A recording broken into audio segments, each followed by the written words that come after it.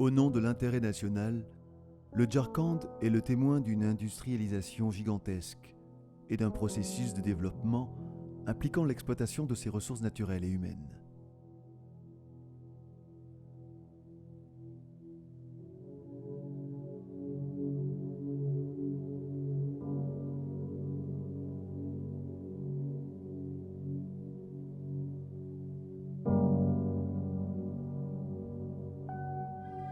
L'ouverture d'une mine de charbon à Dhanbad durant la deuxième moitié du XIXe siècle et l'établissement de Tata Iron and Steel Company à Jamshedpur en 1907 marquent le commencement d'une exploitation à grande échelle du minerai et des autres ressources naturelles de la région.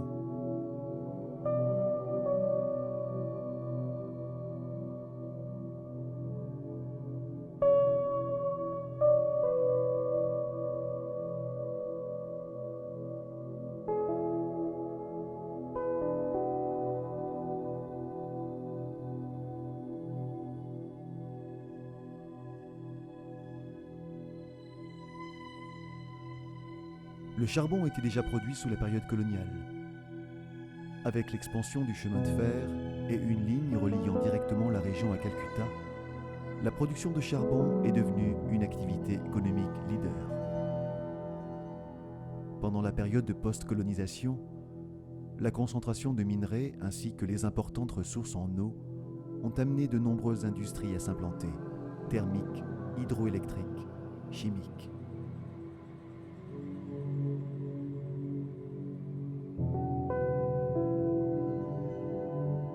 Pendant les années 50 et la phase d'industrialisation rapide, la demande de charbon grandissante ne pouvait plus être satisfaite par le circuit classique. Les entreprises d'alors étaient beaucoup trop petites. Le secteur public a donc facilité la mécanisation de la production, rendu le management plus efficace et augmenté les quantités de charbon extraites.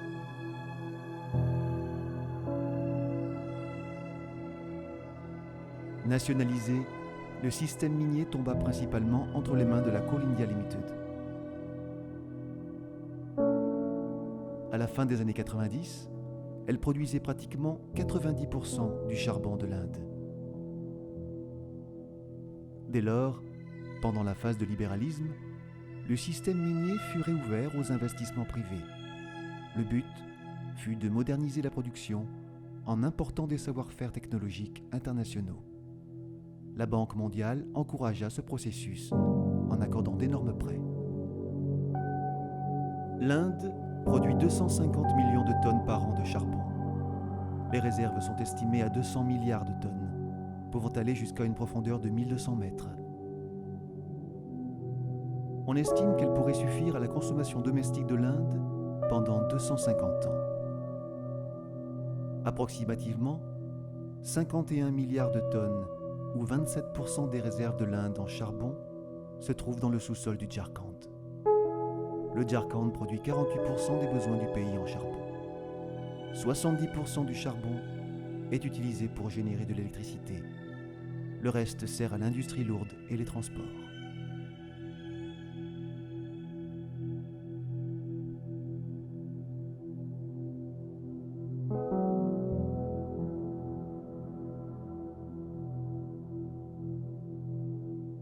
« 60% de la production de charbon provient de mines à ciel ouvert.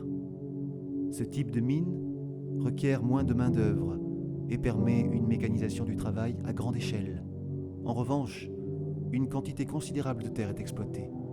La plupart représentent des forêts ou des terres cultivables.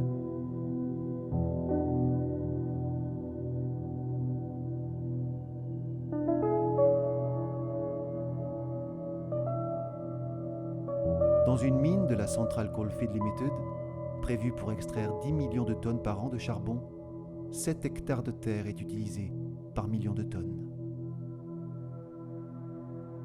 La plupart des mineurs travaillent sans aucune protection. Ils respirent et inhalent à longueur de journée des poussières ou des fumées, comme à Jharia, à la périphérie de Dhanbad.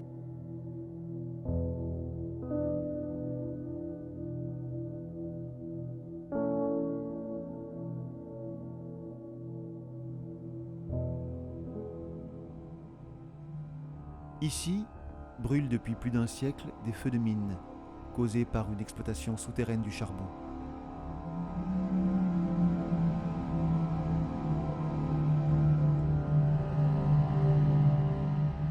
Mais rien ne peut venir perturber les exploitants miniers. C'est à très grande échelle que le charbon est exploité dans cette zone. Il existe à Djaria 23 grandes mines souterraines et 9 mines à ciel ouvert. Le chantier est immense.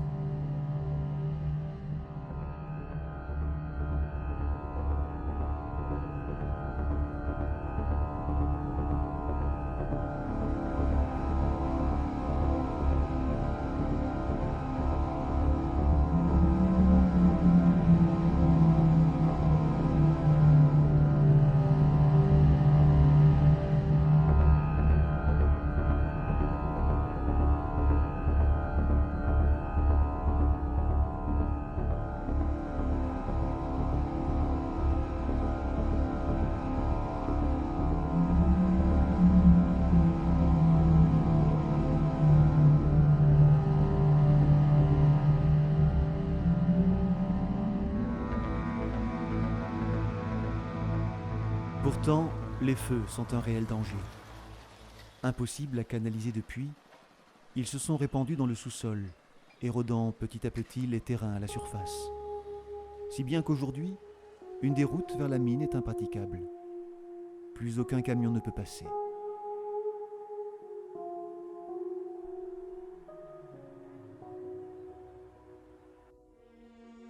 Et la brèche ne s'arrête pas là cette fois. Lentement mais sûrement, elle avance vers tous les villages alentours.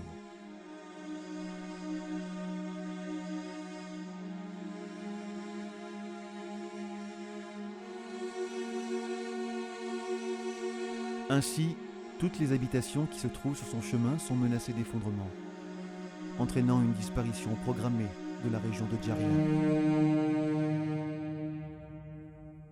Ce phénomène a pris une telle ampleur que près de 700 000 personnes devront être déplacées et relogées au terrain. En attendant, les villageois assistent impuissants à la destruction de leur maison.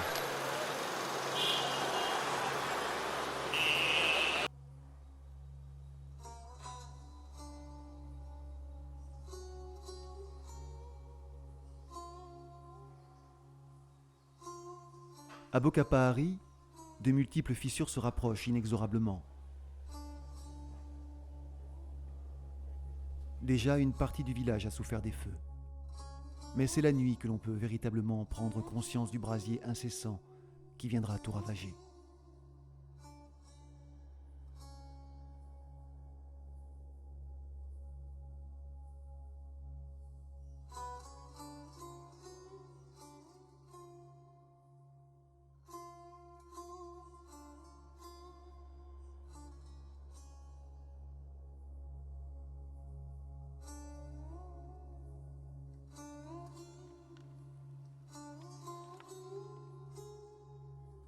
Les habitants ne peuvent plus rien cultiver.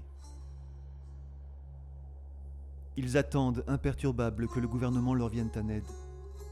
Bien que ce dernier ait prévu de les reloger à plusieurs kilomètres de là, peu sont enclins à partir, loin de tout, sans aucune école, aucun commerce à proximité, sans travail.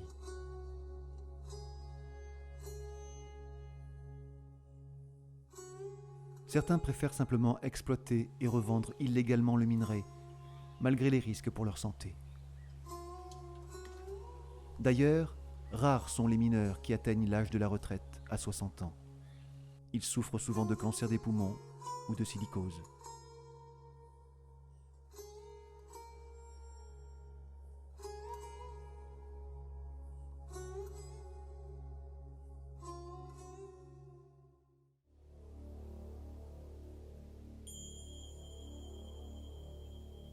Le charbon est extrait sous forme de roc. Il sera concassé et nettoyé pour être débarrassé des impuretés, comme de la terre, des cailloux, dans une coal washery, une usine de traitement de charbon. Puis il sera stocké avant d'être livré.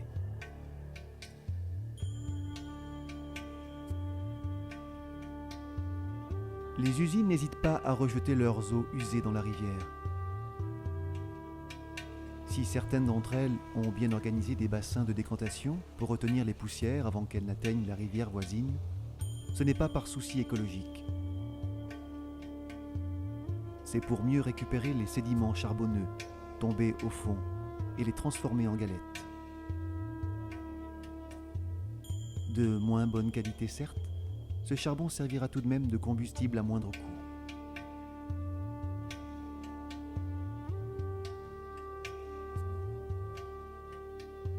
Une seule usine de traitement rejette 40 tonnes de charbon fin dans le fleuve tous les jours. Il y a actuellement 11 usines de traitement le long de la rivière. 130 millions de litres de déchets industriels et 65 millions d'eau domestiques usées y sont déversés chaque jour.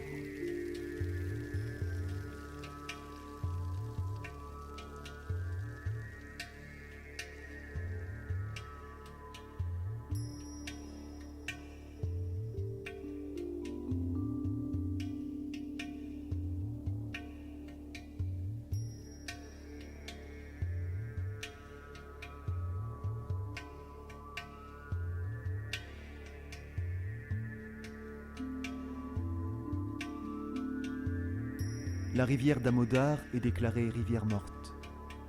Chargée en métaux lourds tels que le plomb, le chrome ou l'arsenic, il faudra au moins 30 ans en amont pour que reviennent des organismes vivants.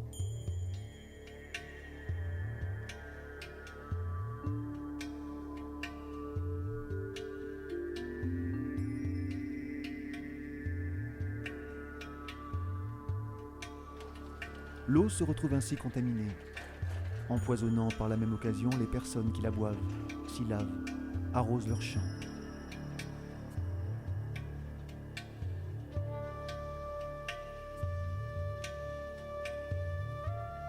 Malheureusement, les adivasi n'ont souvent pas d'autre choix que de l'utiliser. Les puits, qui se situent le plus souvent aux abords des mines, sont souillés et les rivières sont polluées.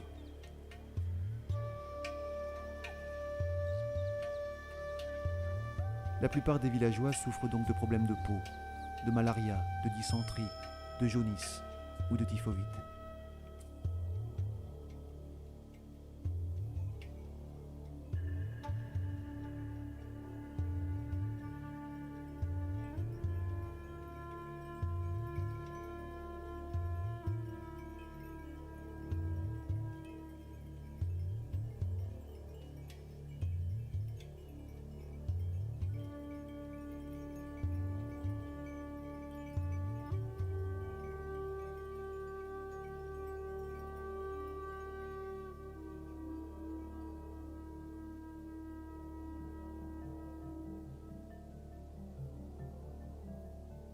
Les Adivasi sont des communautés ethniques minoritaires au sein de la population hindoue.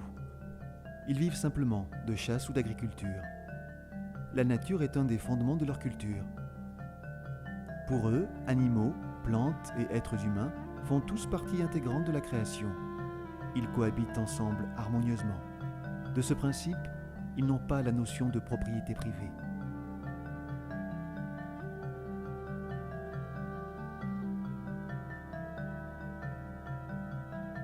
Or, la plupart des minerais et autres ressources naturelles requis pour l'industrie se situent dans les zones les plus reculées, qui se trouvent également être la terre ancestrale des Adivasi.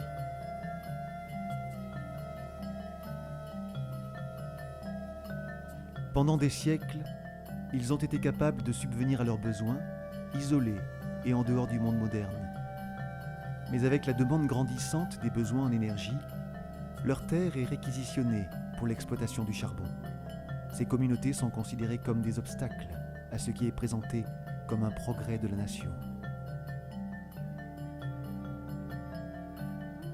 Aujourd'hui, les Adivasi qui vivaient jusqu'à présent dans des maisons en terre ou en bois ne trouvent plus de quoi les réparer.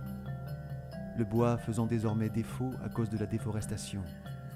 Les sols des champs sont contaminés et l'eau n'est plus potable. Ils n'ont presque plus de quoi se nourrir. L'environnement se dégrade. Yes, naturally, due to the mining, the soils are being exposed to the atmosphere. Because earlier the grass, the forest, they used to protect this soil erosion. But after the mining has come, the total soil has been exposed to the atmosphere, and the soil erosion is rampant. You can see lots of gully erosion. You can also see the gully erosion in that coalfields area also. Before it was not a natural phenomenon, but now it's becoming the local phenomenon and day-to-day phenomenon. So lots of soil erosion, sheet erosion is also there, real erosion is also there. So lots of erosion, even the land subsidence due to that mining areas is very common in this coal mining areas. En 1997, le Jharkhand possédait 2,6 millions d'hectares de forêt. Les forêts de la vallée de la Damodar représentaient 65% de l'espace. Aujourd'hui, elles sont estimées à 5%.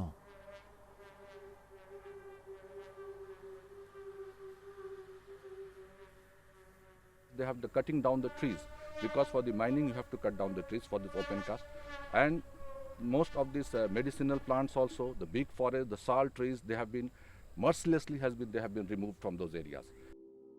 La déforestation a entraîné la disparition de la flore.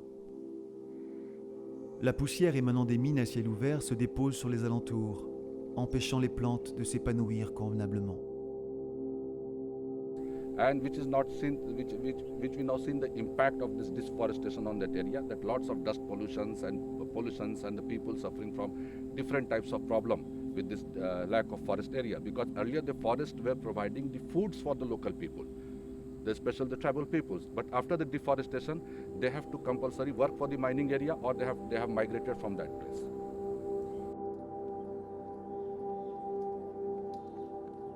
Mais il n'y a pas que les hommes qui sont poussés à partir. Ce manque de nourriture, les nuisances sonores, le manque d'abris pour se protéger et se reproduire ont donc conduit les animaux sauvages à migrer vers d'autres espaces. Les éléphants sauvages et les tigres, si nombreux dans les forêts du Jharkhand, ont vu leur population largement décliner. Aujourd'hui, ce sont derrière les grilles d'un zoo qu'on peut les observer.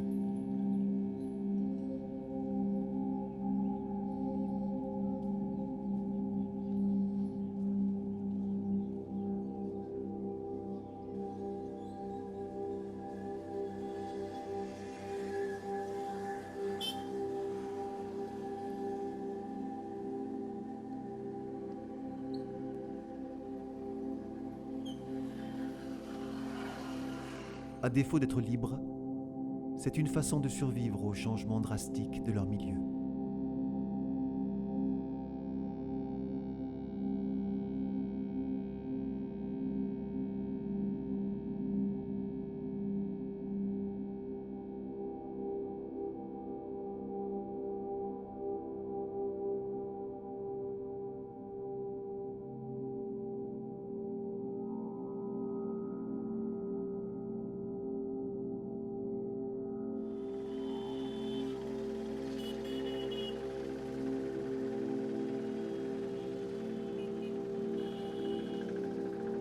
Cette destruction systématique de l'environnement adivasi conduit tout simplement à la désintégration de leur culture.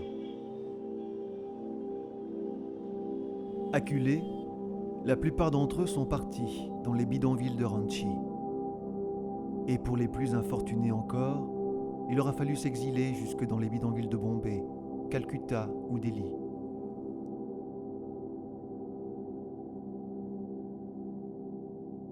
On estime à des millions le nombre de personnes déplacées.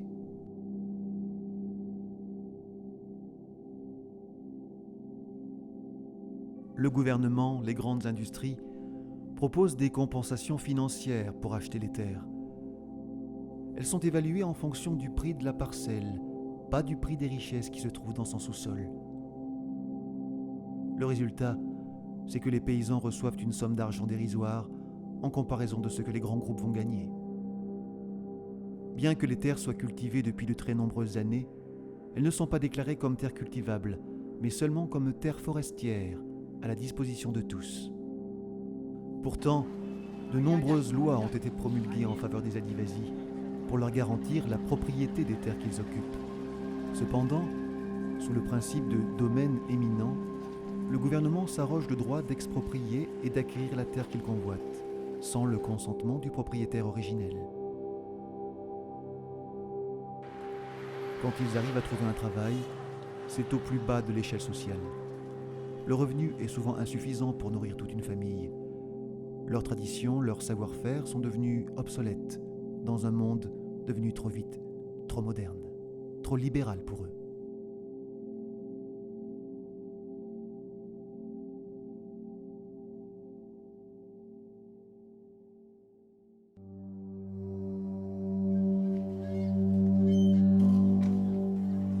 Aujourd'hui, ils représentent une force de travail bon marché.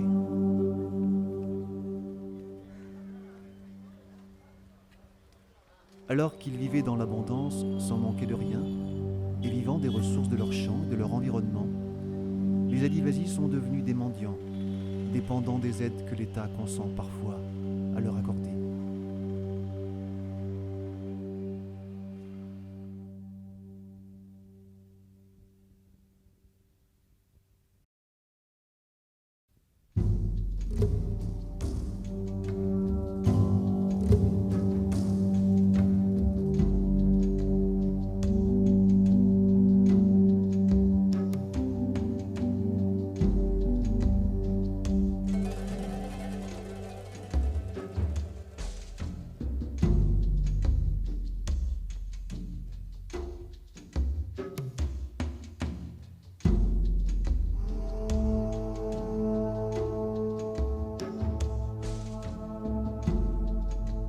Alors, en parallèle des mines officielles, se sont développées les mines illégales.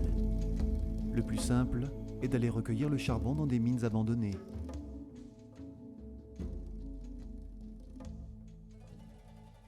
Mais plusieurs circuits existent et prospèrent. Juste en face de la mine de Parège, des parois entières de charbon se découvrent, non exploitées pour le moment. Laissées là sans plus de soin, elles s'offrent à ceux qui n'ont d'autres ressources que de venir piocher leurs flancs. Illégalement, chaque jour, viennent donc des villageois qui espèrent gagner un peu d'argent de cet or noir. C'est avec des outils rudimentaires que l'on essaie de décrocher le minerai, bloc par bloc. La tâche est ardue, car les morceaux peuvent basculer dans le vide. Or, le temps est compté. Il ne faut pas que les gardiens s'aperçoivent du vol. Quand une quantité suffisante est récoltée, le plus difficile commence peut-être car le chemin est escarpé et donc risqué. Les gestes sont minutieux et une attention de chaque instant est recommandée.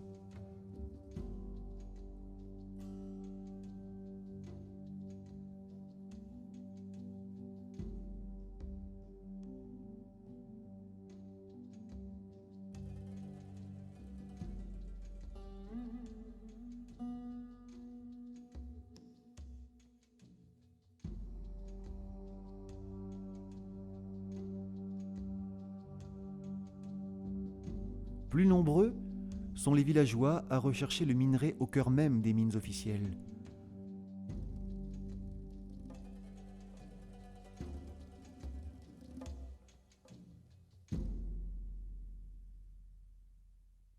Un balai quotidien prend place.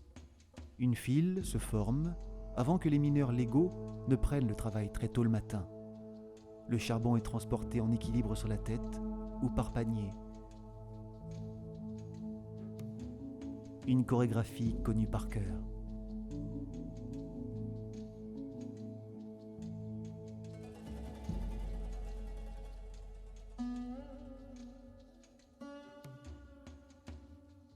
Ce sont principalement les femmes qui se consacrent à la collecte. Les charges peuvent aller jusqu'à 40 kilos sur des chemins abrupts, pieds nus. Mais il n'y a pas d'autre alternative pour se nourrir à présent.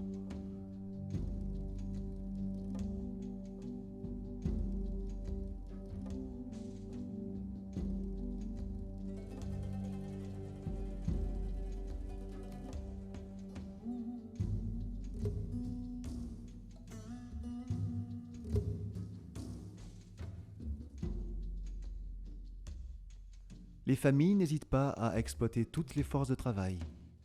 Les enfants ne sont donc pas exclus des tâches de ramassage. Et cela commence très tôt, vers 6-7 ans. Mais plus grande la quantité de minerai est extraite, plus grand est le gain.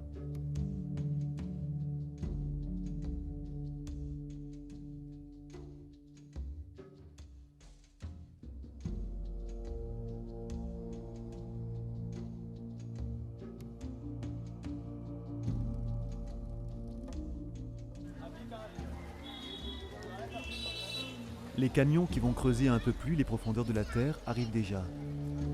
Il est temps de ramener tout le charbon au village, à quelques centaines de mètres.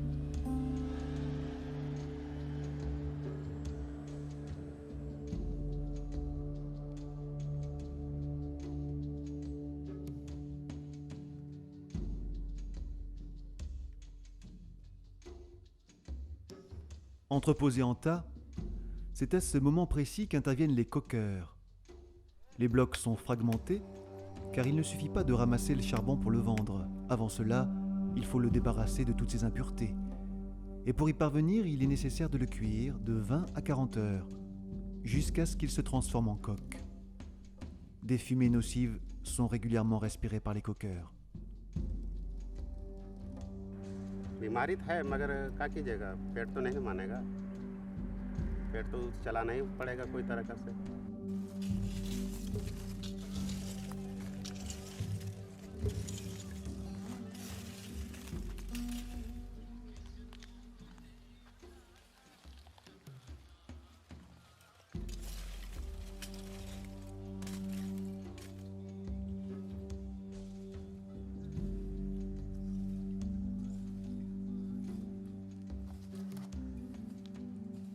La cuisson terminée, le charbon est mis en sac de 20 à 35 kg.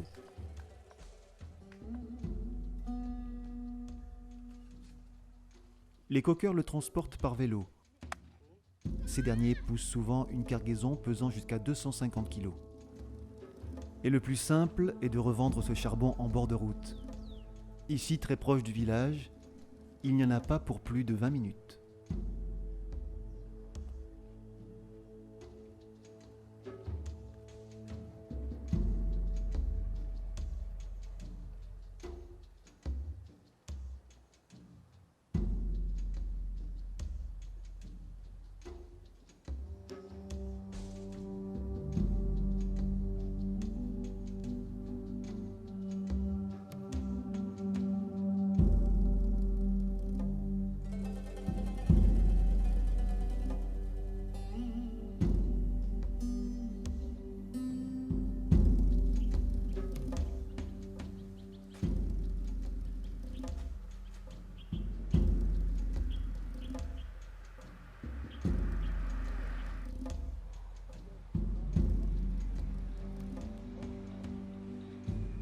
Des bus de tout horizon n'hésitent pas à s'arrêter et à négocier le minerai.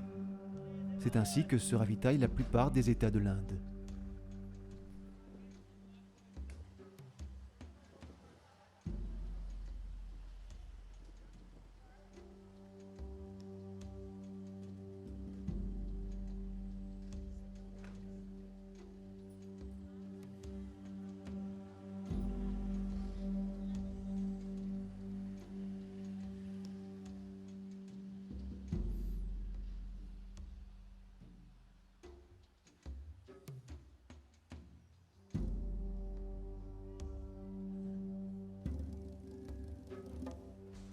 La quinzaine de sacs est vendue en moins d'une heure dans l'après-midi.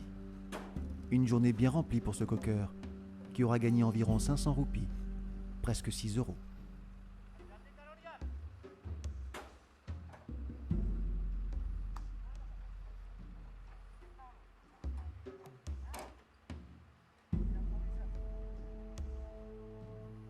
Mais parfois les négociations peuvent être âpres. Vendre au plus pressé ne justifie pas de laisser partir sa marchandise à bas prix.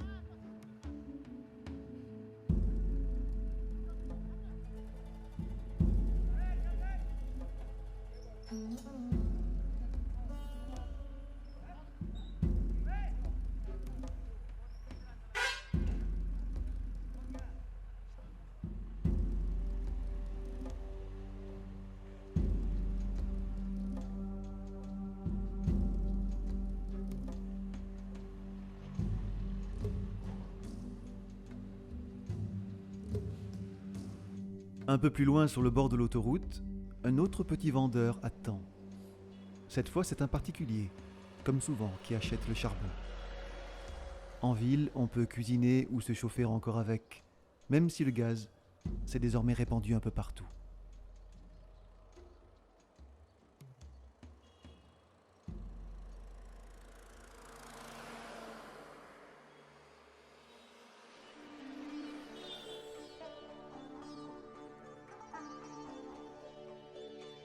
Et c'est sur cette même route que l'on peut voir circuler les coal-pullers, ceux qui tractent le charbon. L'espérance de vie des coal-pullers est de 35 ans, quand la moyenne nationale est de 65 ans. La plupart du temps, ils habitent près des mines avec leur famille.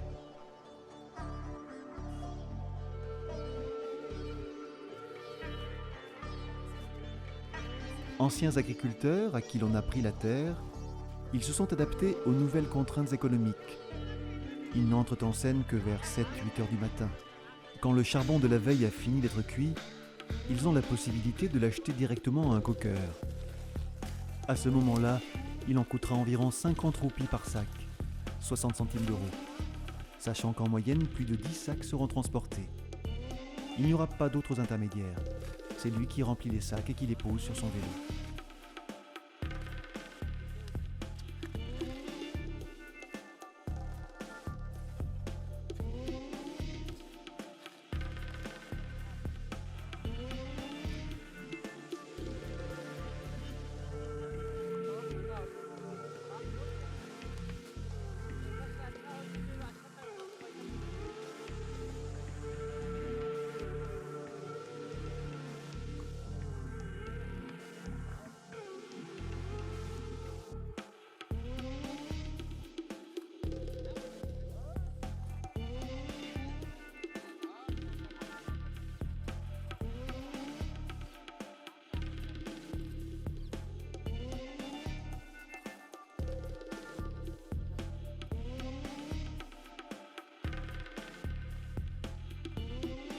Le moyen le plus sûr de revendre tout son chargement est de se rendre au coal market le plus proche.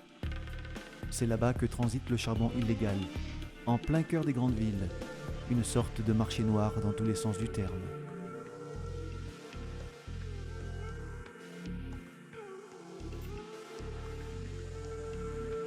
Certains coal-pullers peuvent parcourir plus d'une centaine de kilomètres pour s'y rendre. Le trajet s'étale alors sur 2 à 3 jours. Et sur le chemin, lorsqu'une côte est ardue, moyennant 100 roupies, 1,50 €, une moto peut venir les tracter.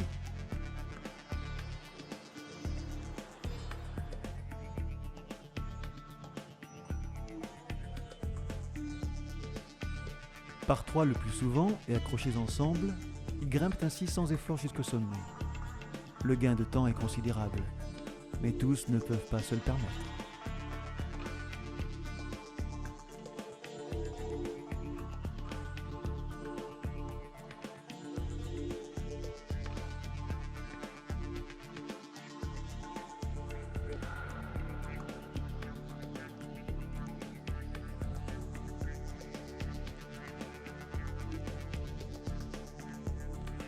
Ils finissent par arriver, avant l'aube, parfois à la vue des autorités locales. Ici, juste en face de la Governor House.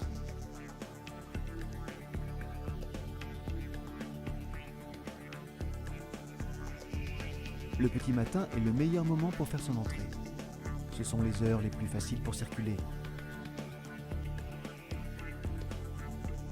Ils ne traînent pas. Ils savent exactement où déposer les sacs et qui va les acheter. Les vendeurs dorment sur place, prêts à accueillir chaque cargaison. Plus vite transite le charbon, plus grande sera la quantité vendue, plus important sera le profit. Le coal-pullers, lui, gagne jusqu'à 500 roupies, 6 € par jour, tout frais déduits. À Ranchi, capitale de l'État, il existe au moins 2 coal markets. Ce charbon est principalement utilisé pour la consommation domestique des petits hôtels ou des marchands de rue.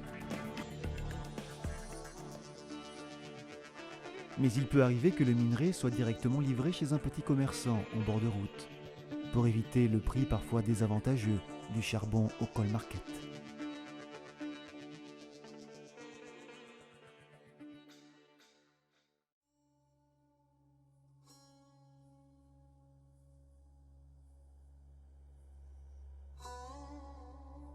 Les exploitants miniers ont développé toute une gamme de stratégies pour affaiblir la moindre résistance adivasi. Par exemple, ils ne s'en prennent qu'à un village à la fois. Ainsi, un village, une année, un autre une autre année, etc. Pendant que le premier est spolié, les autres restent silencieux, ne réalisant pas que leur destruction est aussi sur la liste.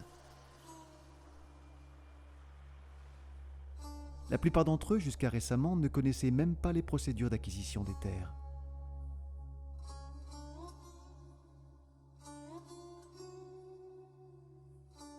Dans d'autres cas, les exploitants miniers offrent un emploi et de la terre à un membre d'une famille déplacée. Ce type de travail, nokari, suffisamment payé, permet de faire vivre plusieurs membres d'une même famille. Cela rend les personnes employées souvent enviées.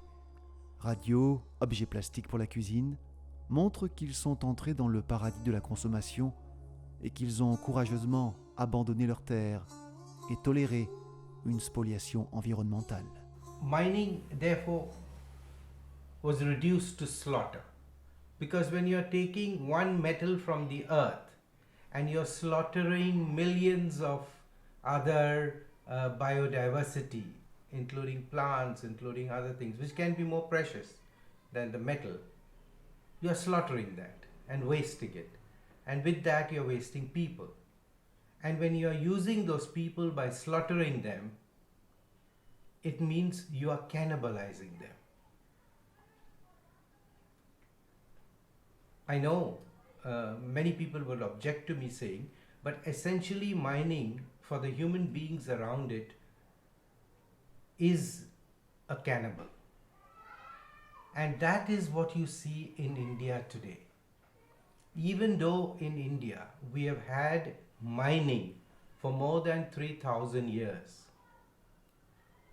but industrial mining is a cannibal on the people.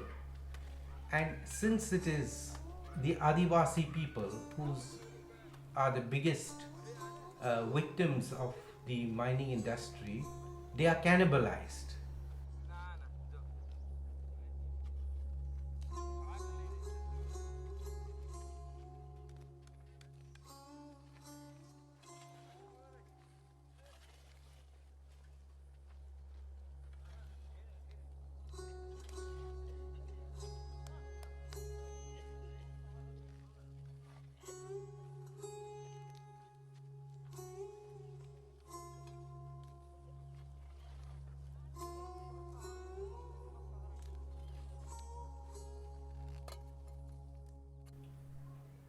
And you know, at one time, in certain parts of India as well as other countries, human sacrifice was necessary.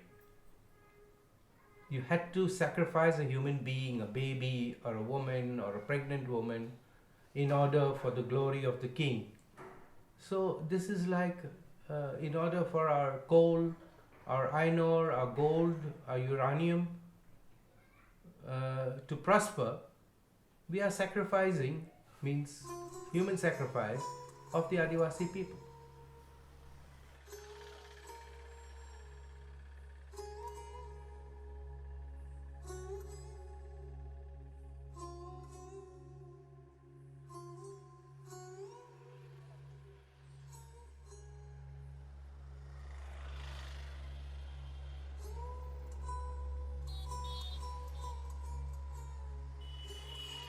The Adivasis' history from at least 300-400 years and even more, 5,000 year history, is a history of rebellion against the outsider colonizer. And the resistance was not just because they are outsiders. It was by the simple fact that both these people, they had two different economic systems. The colonizers had a system where you create surplus.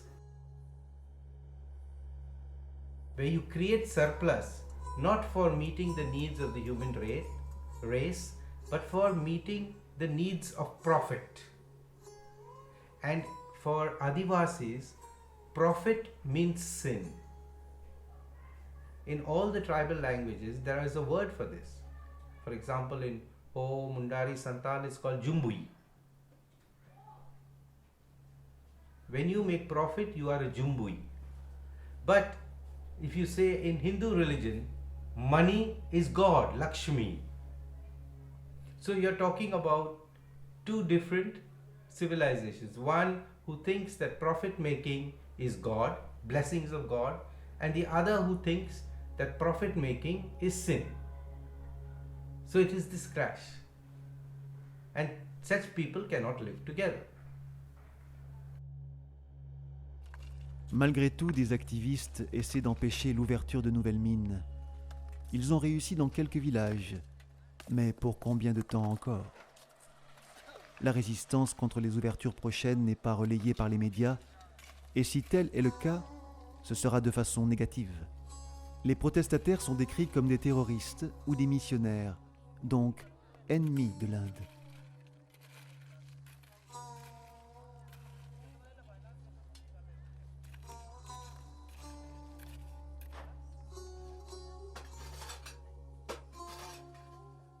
Pourtant, un petit village résiste toujours. Les affaires sont tellement florissantes qu'une nouvelle entrée est creusée pour que d'autres villageois puissent également profiter des bénéfices.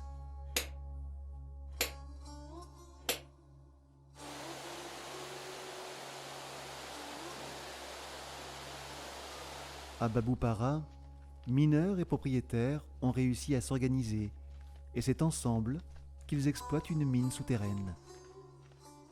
Tout le charbon extrait est déjà vendu à l'usine de briques, à quelques kilomètres de la mine.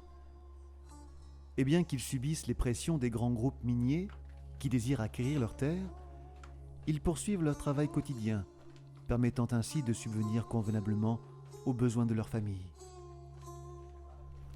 यह लगभग 10 वर्ष से ये खदान खुले हुए हो गया है, लगभग 10 वर्ष हो गया है। भूमि पर हमारा ये ज़मीन है, ये ज़मीन के नीचे जो काला सोना है, ये सोना काले सोने को हम लोग निकाल रहे हैं और ये हमारा जो कोयले का माइंस है, ये हम 50-50 में काम करते हैं, ऑनर के साथ, मालिक के साथ में और वर्कर के साथ में 50% का पार्टनरशिप है।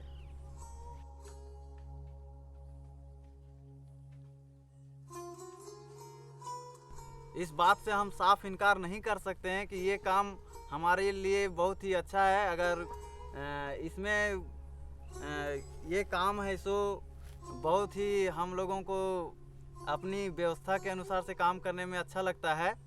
लेकिन यहाँ पर सरकार द्वारा, गवर्नमेंट के द्वारा में कुछ बहुत सारी कंपनियाँ लॉन्च हो चुकी है जो हमारा यह व्यवस्थित ढंग एरिया को उजाड़ने के लिए चाह रही है। इससे हम साफ इनकार करते हैं और जैसा हो, अगर गवर्नमेंट एक सुविधा हम लोग को दे दे तो हम लोग खुद ही अपना जिस तरह से अभी काम करवा रहे हैं छोटा रूप से, उसी तरह से अगर कुछ व्यवस्था हो जाए तो हम लोग खुद निकाल करके गवर्नमेंट को भी टैक्स देंगे और हमारे साथ जो वर्कर हैं उन लोग का भी बेनिफिट 50% हो। जिस प्रकार की व्यवस्था बने, गवर्नमेंट के साथ भी हम लोग टैप होना चाहते हैं और खुद अपना काम अपने से करना चाहते हैं।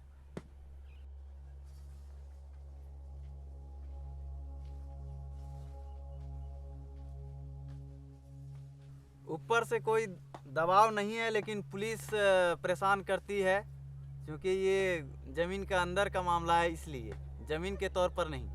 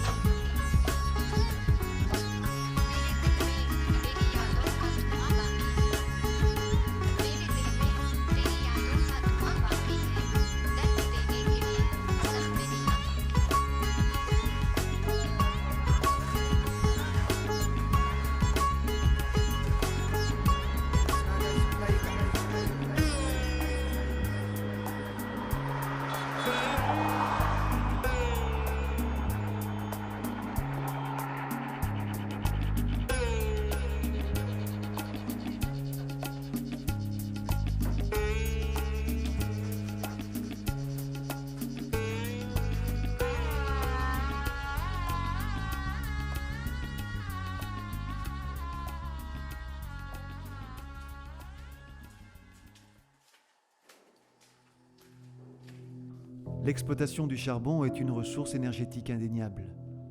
Et l'Inde ne peut pas s'en passer car malgré tout, elle reste moins nocive que l'énergie nucléaire et meilleur marché que le gaz. Et surtout, au Jharkhand, elle est une importante source d'emploi.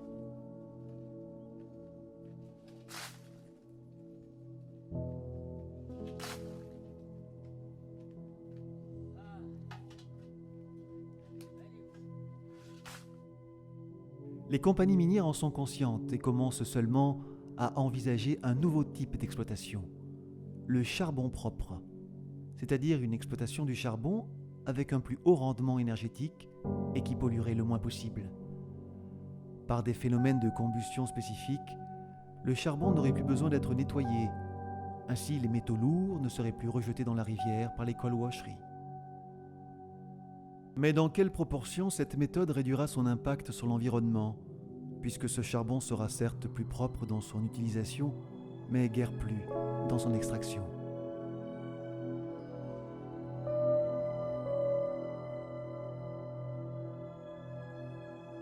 L'environnement est au cœur des inquiétudes quand il s'agit d'exploiter une ressource énergétique. Et tant mieux. Mais qu'en est-il de l'humain ? Indépendamment du fait qu'ils soient légaux ou illégaux, il est peut-être temps d'accorder plus d'attention et un plus grand respect à ceux qui extraient ce charbon.